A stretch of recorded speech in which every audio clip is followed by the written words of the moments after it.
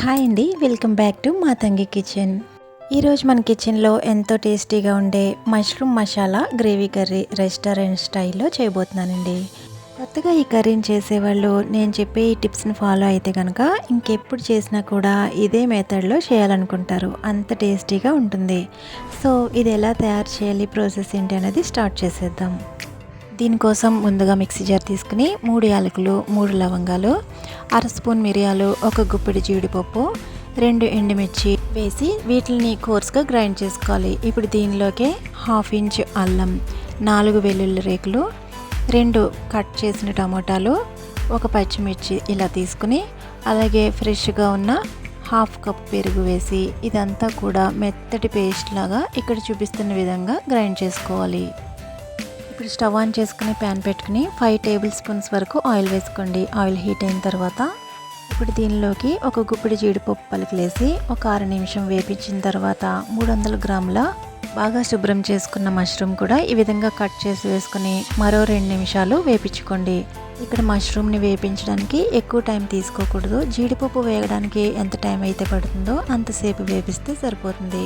మష్రూమ్స్ని ఎక్కువసేపు వేపిస్తే మష్రూమ్లో ఉన్న వాటర్ అంతా బయటకు వచ్చేస్తుంది కాబట్టి చాలా తక్కువసేపు 2 మినిట్స్ కంటే తక్కువే మష్రూమ్ని వేపించి ఇక్కడ చూపిస్తున్న విధంగా బాగా వేగిన వీటిని ఒక ప్లేట్లోకి తీసుకుని పక్కన పెట్టండి. ఇప్పుడు అదే ప్యాన్లో 1 స్పూన్ వరకు జీలకర్ర వేసి జీలకర్ర బాగా వేగిన తర్వాత దీనిలోకి 2 మీడియం సైజు ఉల్లిపాయలను చిన్న ముక్కలుగా కట్ చేసి వేసుకోవాలి. ఇక్కడ ఉల్లిపాయలు అనేవి చాలా చిన్నగా కట్ చేసి తీసుకోండి. ఇక్కడ కర్రీ అన్నది హోటల్ స్టైల్లో టెక్చర్ అనేది రావడం కోసం ఇక్కడ చూపిస్తున్న విధంగా బాగా చిన్నగా కట్ చేసి తీసుకోండి. చూస్తున్నారు కదా, ఇక్కడ చూపిస్తున్న విధంగా గోల్డెన్ బ్రౌన్ కలర్లోకి ఉల్లిపాయలు వేగిన తర్వాత దీనిలోకి 1/2 స్పూన్ పసుపు, 1 స్పూన్ కారం, 1 స్పూన్ ధనియాల పొడి, అర స్పూన్ జీలకర్ర పొడి వేసి మీడియం ఫ్లేమ్లో ఆయిల్ పైకి తేలేంత వరకు వేపించుకోవాలి. ఇక్కడ చూపిస్తున్న విధంగా ఆయిల్ పైకి తేలిన తర్వాత ఇందులో మనం ముందుగా గ్రైండ్ చేసి పెట్టుకున్న జీడిపప్పు టమాటా పేస్ట్ని వేసి ఇదంతా బాగా కలిసేంత వరకు ఒకసారి కలుపుకోండి. 3 నిమిషాల పాటు లో టు మీడియం ఫ్లేమ్లో మనం వేసుకున్న ఈ టమాటా జీడిపప్పు పేస్ట్ అనేది బాగా దగ్గర పడేంత వరకు వేపించుకోవాలి. 3-4 నిమిషాలకి ఆయిల్ పైకి తేలిన తర్వాత దీనిలోకి 1/2 గ్లాస్ వరకు వాటర్ వేసుకోండి. ఇప్పుడు దీనిలోకి రుచికి సరిపడా సాల్ట్ వేసుకోండి. ఇలా సాల్ట్ వేసిన తర్వాత ఒకసారి బాగా అంతా కలుపుకొని మూత పెట్టి లో టు మీడియం ఫ్లేమ్లో 3-4 నిమిషాల వరకు ఉడికించుకోవాలి. 3-4 నిమిషాల తర్వాత ఈ విధంగా వాటర్ బాయిల్ అవుతున్నప్పుడు దీనిలోకి మనం ముందుగా వేపించి పెట్టుకున్న మష్రూమ్ కూడా వేసి ఒకసారి అంతా బాగా కలుపుకోవాలి.